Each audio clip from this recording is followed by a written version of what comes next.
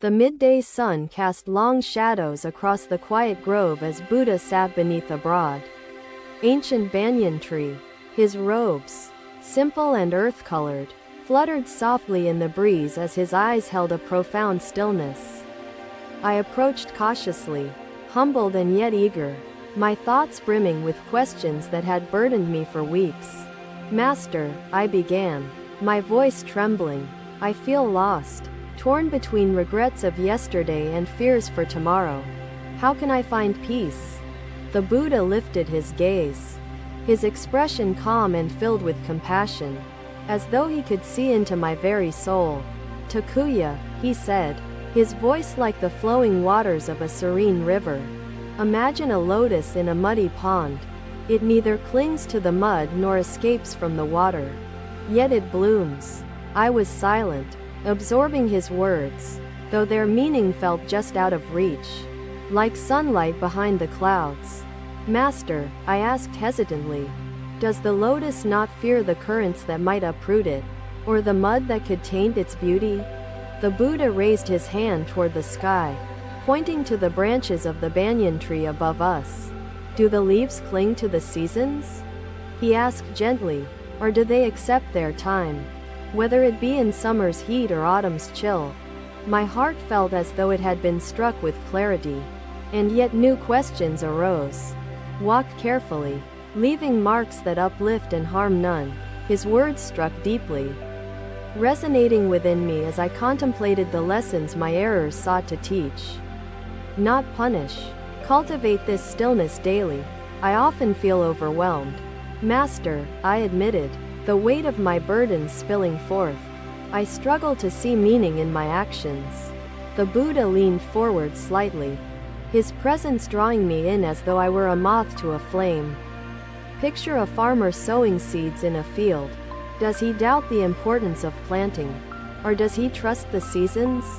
I paused, contemplating his analogy, as the breeze seemed to whisper in agreement with his words.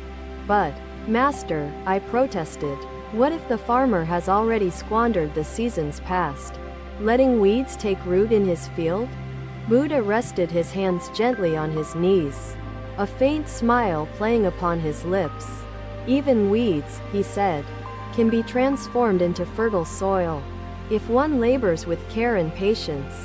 Begin now, Takuya." I nodded, though doubt lingered within me, the shadows of my past mistakes casting a dim light on his counsel. In those moments, the Buddha said, "You were not fully awake to the consequences.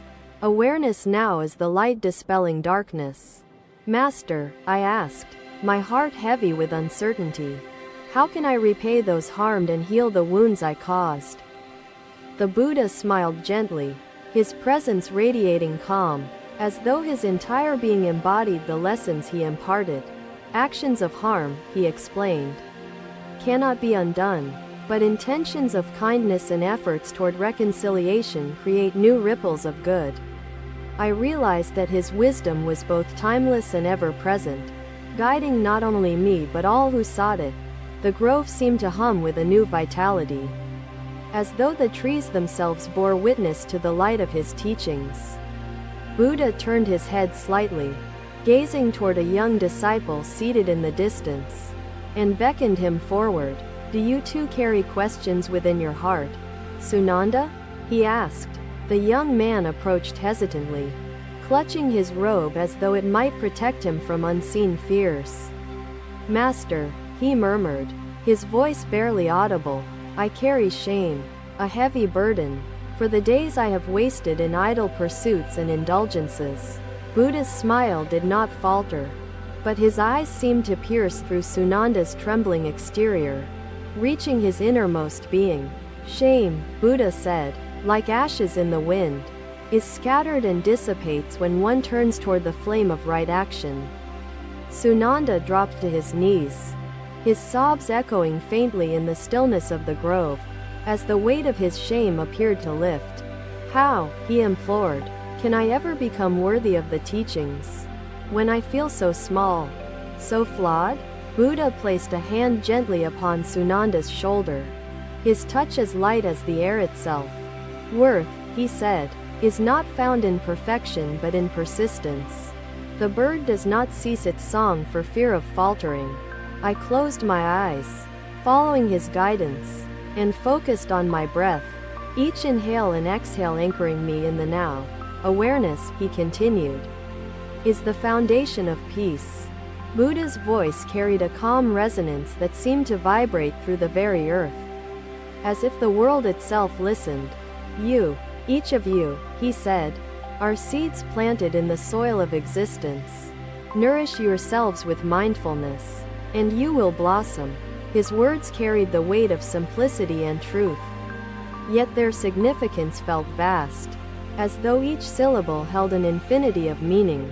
Buddha's teachings, I realized, were not about transcending humanity but embracing its essence with love and understanding. Though my heart still carried questions, I felt lighter, as though the burdens I had carried for so long had begun to dissolve. The sun dipped lower in the sky, its golden light casting the grove in an ethereal glow that seemed to mirror Buddha's presence. As the day waned, Buddha closed his eyes briefly, as though drawing upon an endless reservoir of inner peace. When he opened them, he spoke again, his voice now filled with a quiet urgency. Remember, he said, life is fleeting, yet within each moment lies eternity. Awake to this truth, and live fully. The disciples sat silently, their hearts swelling with reverence and resolve, their minds grasping toward the light of Buddha's wisdom. As I gazed upon him, a sense of awe washed over me, mingled with gratitude for this sacred encounter. I knew, then, that his teachings would not leave me, that they would remain within me, a beacon for all the days to come. Buddha's presence, his wisdom, and his compassion became etched upon my soul, like an unshakable imprint upon the sands of time. In the stillness of the grove, as the world seemed to breathe in harmony with his words, I realized that peace is not a destination. It is a journey, a choice made in every breath, every step, and every heartbeat of this precious, fleeting life. Another day. The sun rose gently, bathing the forest in golden light as the Buddha walked silently along a narrow path. His disciples followed him, their faces contemplative, their feet stirring the soft earth with each measured step. I walked among them, still carrying questions in my heart, questions that seemed to have no answers. As we traveled, we encountered a merchant resting beside the path, his belongings strewn around him. His face was creased with worry, and his shoulders sagged under an invisible weight. The Buddha stopped and gazed at the man with compassion, his eyes calm yet piercing. Traveler, the Buddha said softly, you seem burdened. What is it that troubles you so deeply? The merchant looked up, startled by the unexpected kindness in the Buddha's tone. Wise one, he replied, my possessions are many, yet they do not bring me peace. I am consumed by worry over losing them. The Buddha gestured for the man to sit, his movements as fluid as the wind rustling through the trees. Tell me, the Buddha began, if a man clings tightly to a burning coal, will he not be burned? The merchant's brows furrowed as he pondered the question. Yes, he will be burned, he said cautiously. But what has this to do with my possessions? The Buddha took a seat on a flat stone nearby, his presence as serene as the still waters of a pond. Attachments, he said, are like burning coals. When you hold them tightly, they cause suffering, yet you fear to release them. I watched as the merchant's expression shifted, confusion giving way to a glimmer of understanding. He glanced at his belongings, his hands instinctively reaching for them before hesitating. But these possessions, he protested, are all I have. Without them, what would I be? The Buddha smiled gently, his gaze steady and unwavering. You are not your possessions, traveler. Your essence is not found in what you hold but in what you release. The merchant's hands trembled as he picked up a small trinket, a symbol of his attachment. How can I let go, he asked, when these things have defined my life? My identity? The Buddha leaned forward slightly, his voice filled with quiet authority. The river does not define itself by the stones it carries, but by its flow, its movement toward freedom. The merchant stared at the trinket for a long moment before placing it back among his belongings. Tears welled in his eyes as he spoke. I am afraid, he confessed.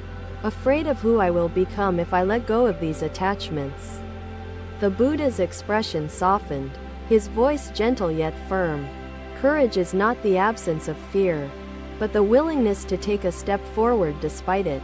The merchant nodded slowly, his tears falling freely now, as though washing away the weight of his burdens. The disciples, too, seemed moved, their own hearts reflecting on the attachments they carried. One of the disciples, Kavi, stepped forward and bowed deeply before the Buddha. Master, he said, I struggle with my own attachments. Not to possessions but to memories of pain and loss.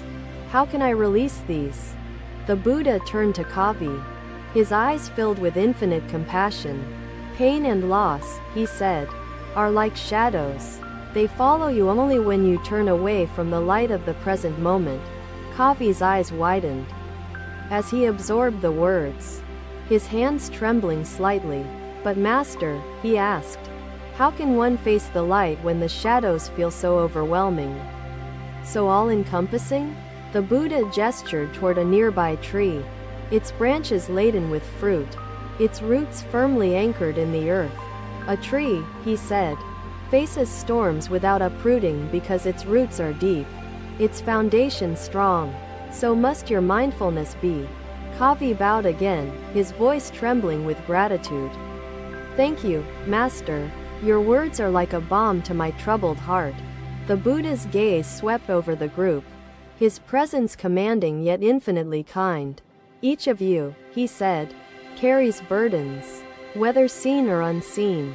Release them, and you will walk lighter, freer. I felt a stirring within me, a recognition of the attachments I had long held onto, the fears and doubts that weighed me down. I stepped forward hesitantly, my voice barely above a whisper.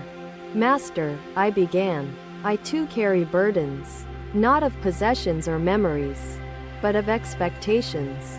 How can I free myself from them? The Buddha turned to me, his eyes like twin mirrors reflecting my innermost thoughts. Expectations, he said, are like chains. They bind you to a future that does not yet exist, stealing your presence from today. His words struck me like a bolt of lightning, illuminating the darkness within my heart. But Master, I asked, how can one live without expectations, without hopes for what might come? The Buddha's smile deepened, his voice as soothing as a gentle rain. Hopes, he said, are like stars. They guide you, but they do not bind you. Walk toward them, but do not cling. The forest seemed to grow quieter, as though the very earth held its breath, bearing witness to the wisdom unfolding in our midst. The merchant, now calmer, stood and bowed deeply before the Buddha. Wise one, he said, I will strive to release my attachments and walk lighter on this path you have shown me. The Buddha nodded, his expression serene yet resolute. Each step you take toward freedom, he said, is a step toward peace. Begin now, for the journey is yours alone. The merchant gathered his belongings, lighter now both in weight and in spirit, and continued on his way, his steps steadier than before. The disciples, too, seemed transformed, their hearts touched by the simplicity and profundity of the Buddha's words. As the sun began its descent, casting long shadows across the forest floor, the Buddha rose and continued walking. We followed him in silence, each of us lost in our own thoughts, yet united by the teachings that had been shared. The path ahead seemed endless, winding through the trees, yet it felt lighter, as though the burdens we carried had begun to dissolve. I realized then that the journey was not just through the forest but through the landscapes of our own hearts, a journey toward freedom and peace. Yet, the lotus transcends its foundation. He dipped the lotus back into the water, allowing its petals to touch the surface, their beauty unaltered. I sat nearby, my heart quiet yet brimming with questions that sought answers from the depths of wisdom.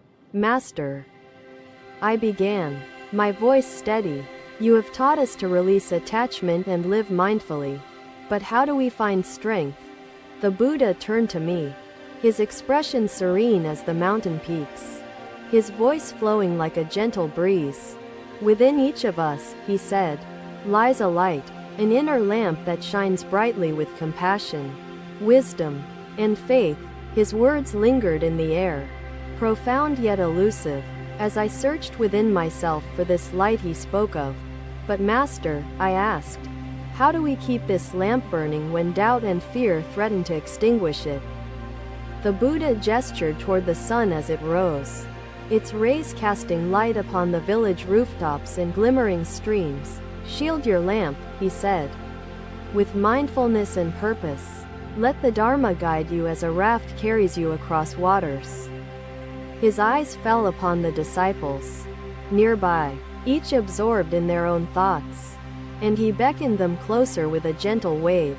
Close your eyes, he instructed, and imagine your inner lamp flickering. See its flame grow steady, fed by the breath of awareness. We obeyed, the world around us fading as we sought the light within, the source of strength he promised. A stillness settled over the group, as though time itself had paused to bear witness to this sacred moment. When we opened our eyes, a new clarity seemed to shine upon our faces, reflecting the radiance of our inner lamps. Master, a young disciple named Rina spoke, her voice soft but earnest. I have often doubted myself, my worth, my path. How can I overcome this? The Buddha turned to her, his gaze warm as sunlight, his voice steady and firm. Rina, he said, doubt is like a fog. It clouds your vision, but the lamp of faith clears your way forward. Her tears shimmered in the light as she bowed deeply, her heart filled with gratitude for his guidance and reassurance. Another disciple, Kavi, stepped forward, his expression solemn, his hands trembling slightly. Master, he said, I feel adrift, as though my path is lost in the currents of uncertainty. How do I find my way? The Buddha leaned forward slightly, his presence grounding and comforting, his words like the roots of a strong, enduring tree. Kavi, he said, within each of us lies a compass. It is not a map, but the steady guide of your values. Kavi nodded, his brow furrowing in thought, his breath deepening as he absorbed the wisdom woven into the Buddha's words. The village below stirred with the beginnings of a new day, its inhabitants emerging to tend to their lives and labors. The Buddha turned his gaze toward the scene, his eyes reflecting the beauty and impermanence of existence. Each person, he said, his voice carrying across the hill, is a thread in the tapestry of life. Weaving your thread with mindfulness strengthens the fabric. His disciples listened intently, their hearts opening to his teachings, their minds absorbing the truth he imparted with each syllable. I felt a stirring within me, a connection to the light he described, a desire to live fully and purposefully. The Buddha's voice softened, yet his words carried an urgency that resonated deeply. Do not wait, he said, for tomorrow to kindle your lamp. The flame is fed by each breath taken today. A profound silence enveloped the group as his wisdom sank into our souls, leaving an imprint that would guide us on our paths. A villager approached, his face lined with weariness yet his eyes filled with curiosity and hope. The Buddha greeted him with a smile, inviting him to sit among us. Wise teacher, the man said, I have heard of your teachings, yet I struggle to understand how they apply to my humble life. The Buddha's gaze softened further, his voice imbued with compassion. Tell me, friend, he said, what is it that burdens you most, that clouds your heart and mind? The villager hesitated, his hands fumbling with the edge of his tunic, his words trembling with vulnerability. I fear for my family's future, for the challenges that lie ahead. How can I find peace? The Buddha lifted his hand, gesturing toward the distant horizon where the sun continued its ascent, illuminating the land. The future, he said, is a horizon you walk toward, but your steps must be taken in the present, with care and purpose. The villager nodded, his breath steadying as he absorbed the truth in the Buddha's words. His heart growing lighter, another disciple, a young woman named Leela, stepped forward, her face serene yet her hands trembling. Master, she said, you speak of inner light and strength, but how do we share this light with others who live in darkness? The Buddha turned to her, his expression thoughtful, his gaze unwavering. Leela, he said, the lamp of compassion shines brightest when shared. As the sun warms the earth, so must your light reach others. Her eyes glimmered with newfound clarity, her heart opening further to the wisdom that poured from the Buddha's teachings. The hilltop seemed to breathe in harmony with his presence, as though the earth itself listened and absorbed the truth he shared. I felt my own lamp flickering brighter, a sense of purpose awakening within me, a desire to live fully and authentically. The Buddha's teachings became etched upon my soul, each word a beacon guiding me through the landscapes of existence. As the day unfolded, the village below stirred with the rhythms of life, its inhabitants moving through their tasks and joys. The Buddha rose, his movements fluid as the streams below, his gaze filled with a timeless serenity. Remember, he said, each moment is a seed. Tend it with mindfulness and compassion, and the harvest will be peace. His disciples bowed deeply, their hearts filled with gratitude and resolve, their minds illuminated by the teachings that had transformed them. The lamp within each of us burned brighter, a flame that would guide our paths and light the way for others. I knew, then, that his wisdom would remain with me, a sacred imprint upon the sands of my soul. The Buddha continued his walk, his steps measured and steady, his presence resonating like the gentle vibrations of a temple bell. We followed him, our hearts lighter, our minds clearer, our paths illuminated by the radiance of his teachings. The journey ahead seemed vast, yet it was made meaningful by each step, each breath, each moment lived fully. The light within us, the lamp he spoke of, became our guiding star, a beacon that would shine through life's storms and joys.